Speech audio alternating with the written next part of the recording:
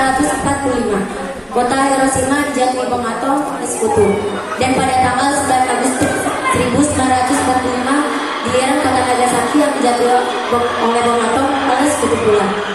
Kejadian ini memberikan penderitaan bagi rakyat Jepang. Pasukan Jepang semakin lemah.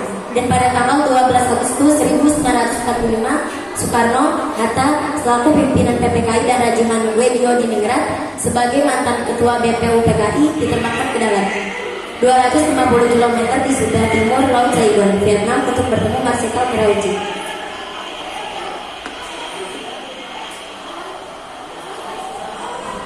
Soekarno, Hatta, Rajiman, W. di Ningrat tiba di darat dan bersalaman dengan Marsikal Terauchi, lalu dipersilakan masuk ke dalam kantornya dan duduk bersama.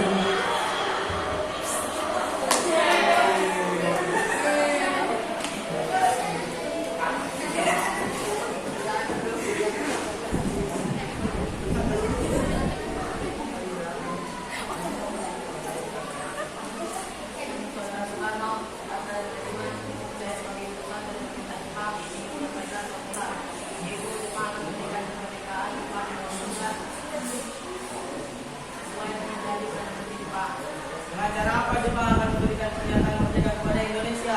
Dengan memproklamasikan kemerdekaan Indonesia dan dapat dilaksanakan beberapa hari ke depan tergantung pada PPKI. Nah, saya sangat setuju karena PPKI adalah badan yang bertanggung jawab untuk mendukung proklamasi kemerdekaan.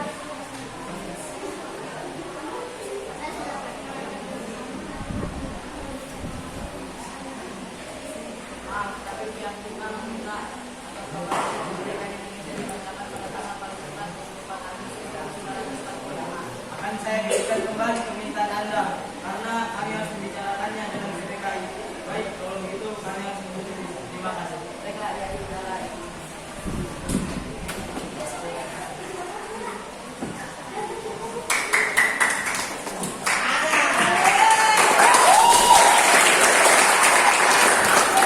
Setelah pembicaraan masalah proklamasi kemerdekaan di darat, 2 hari kemudian, pada tanggal 14 Agustus 1945, Jepang menyatakan menyerah tanpa syarat pada sekutu, dan yang ditandatangani oleh Menteri Luar Negeri Jepang, Mamoru Shigemitsu.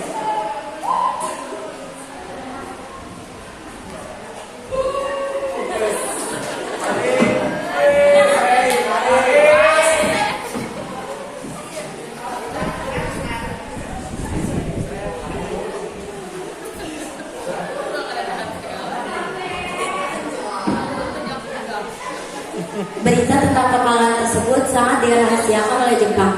Bahkan semua stasiun radio disegel oleh Jepang.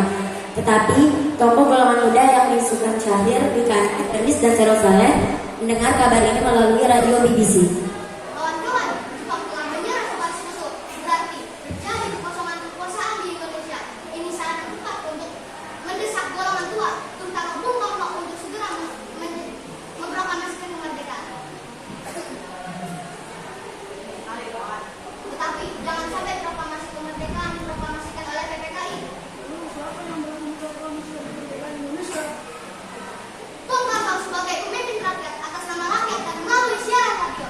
Kenapa kamu begitu kemudian sobat?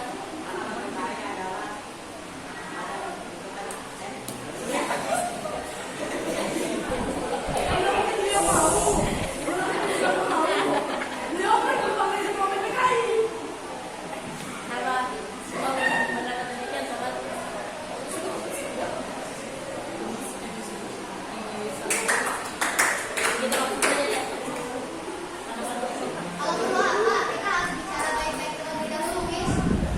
Betul, kawan. Bicara kekerasan bukan cara penyelesaian yang tepat.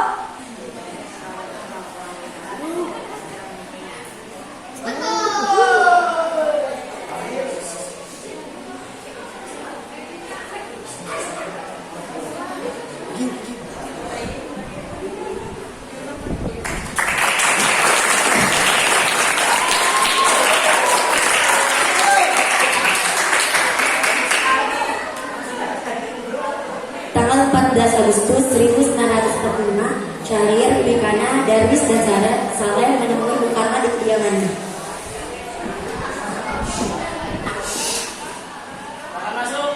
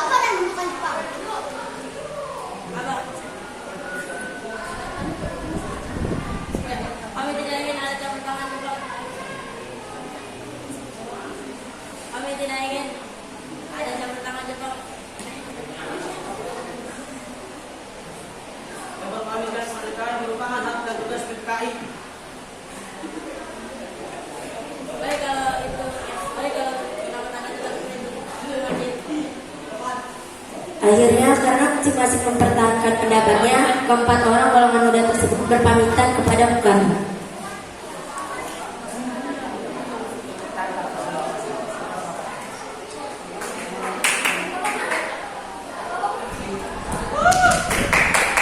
Keesok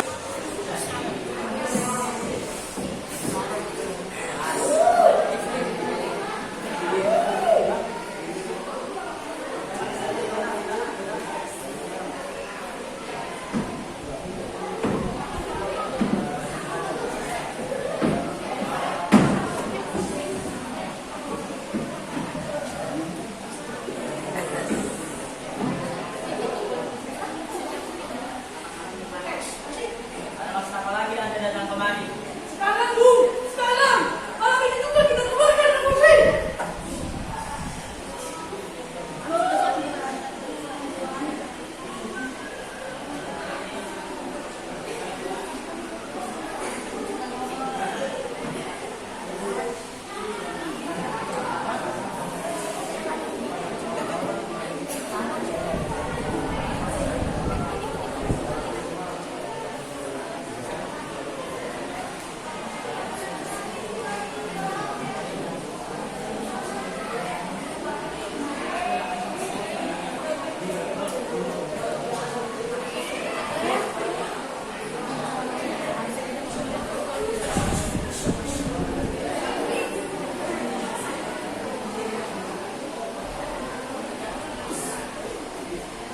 mendengar kata-kata ancaman seperti itu, Soekarno naik darah dan berdiri menghampiri Bung Karno. Ini batang leherku. Saya selesai pojok itu. Dan kau tahulah leherku malam ini juga. Kamu tidak bisa menunggu esok hari.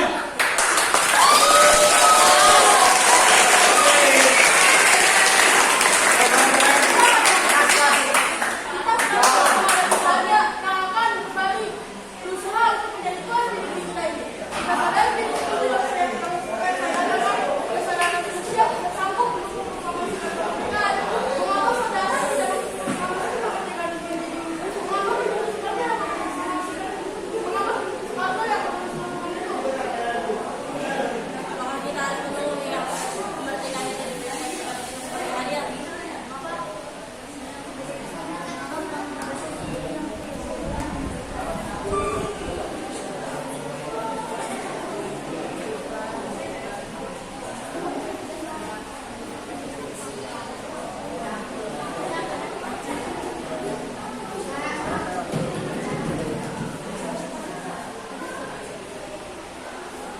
Kekuatan yang segelintir ini tidak cukup untuk melawan kekuatan senjata dan kesiapan kota tentara Jepang. Coba, apa yang bisa kau perlihatkan kepada saya? Bagaimana cara mempertahankan kemerdekaan setelah diproklamasikan? Kita tidak akan mendapat bantuan dari Jepang atau sekutu. Sekarang, saya mohon waktu sejenak untuk berunding, karena saya tidak bisa memutuskan ini. Soekarno, Hatta, Ahmad Subarjo, Pemutaran, Sanusi dan Kusumawati yang hadir malam itu melakukan perundingan. Setelah selesai berdiskusi, Hatta menyampaikan hasil perundingannya kepada golongan muda. usul dari golongan muda tetap tidak bisa kami terima karena kurang perjuangan data pun menambah banyak korban jiwa dan harta.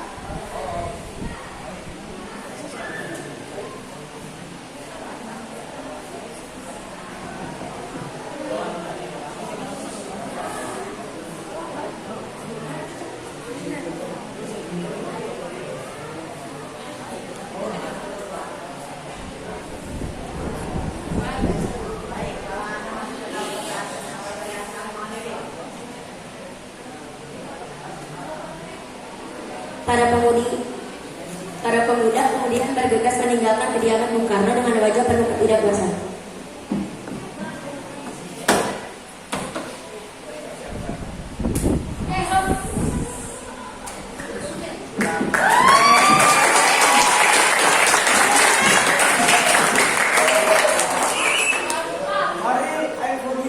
Setelah mengetahui pendirian golongan tua, pada pukul 24, golongan muda melakukan rapat di asrama Bapakti, Jalan Cikini 71.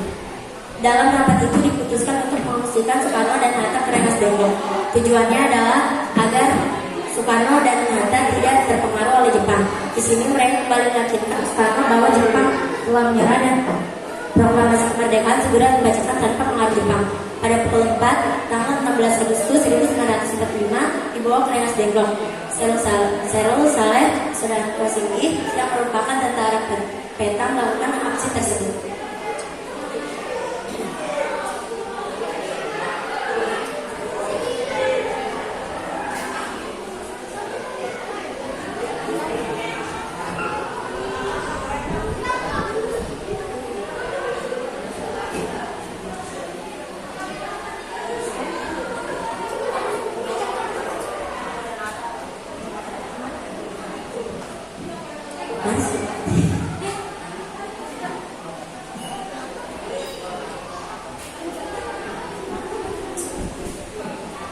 Karena dan Hatta tidak terpengaruh oleh Jepang.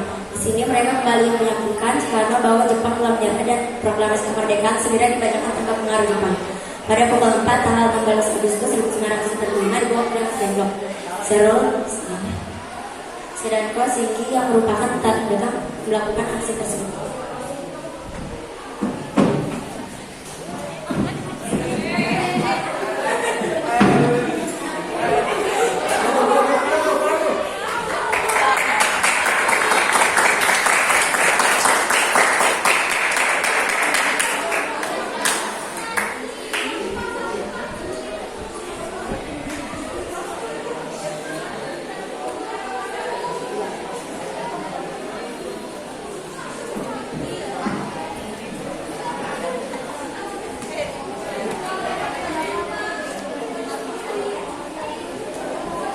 Karena saya tidak setuju proklamasi dibuat oleh kita sendiri, tapi kita harus melihat situasi lebih dahulu agar rakyat tidak boleh berubah.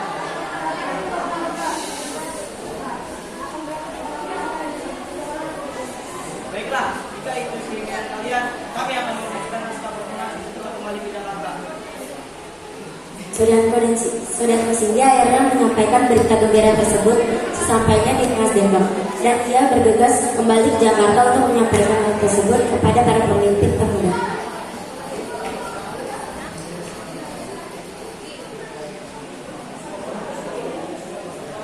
Di sebuah pondok bambu berbentuk punggung di tengah persawahan Rengas Dengklok, siang itu terjadi perdebatan panas antara Soekarno, Hatta, dan golongan muda.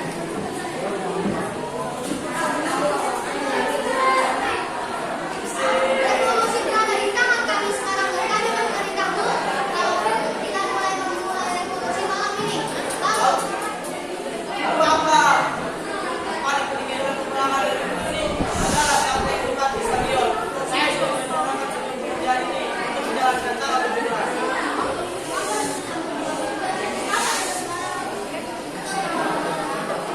Saya tidak tahu menerangkan dengan bagaimana apa. Bapak tanggal 17 tapi saya merasakan di dalam kalbuku bahwa itu adalah saat yang baik. Angka 17 adalah angka sungguh. Sementara itu di Jakarta, antara Ahmad Subarjo dari golongan tua dengan Wilkana dari golongan muda membicarakan kemerdekaan yang harus dilaksanakan di Jakarta. Laksamana Tokasi Maeda bersedia untuk menjaga keselamatan mereka selama berada di rumahnya. Berdasarkan kesepakatan itu, Jusuf Kunto dari pihak pemuda hari itu juga mengantar Ahmad Subarjo bersama sekretaris pribadinya, Sudiro ke Rengas Dengklok untuk menjemput Soekarno dan Hatta. Rombongan penjemput tiba di Rengas Dengklok sekitar pukul 17. Ahmad Subarjo memberikan jaminan bahwa proklamasi kemerdekaan akan diumumkan pada tanggal 17 Agustus 1945. Lambat-lambatnya pukul 12, dengan jaminan itu, Komandan Kompi Peta setempat Udatus Soebeno bersedia melepaskan Soekarno dan Hatta kembali. Sesampainya di Jakarta, Soekarno, Hatta bersama Laksamana Maeda menemui Hajian Nishimura untuk berunding, tetapi Nishimura tidak mengizinkan proklamasi kemerdekaan. Kemudian mereka menuju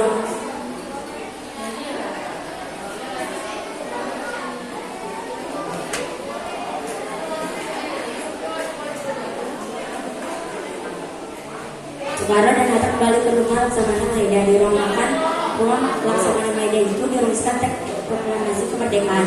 Maeda sebagai tuan rumah mengundurkan diri ke kamar tidurnya di lantai 2 ketika peristiwa bersejarah itu berlangsung. Soekarno, Hatta, dan Ahmad Subarjo merumuskan naskah proklamasi di ruang makan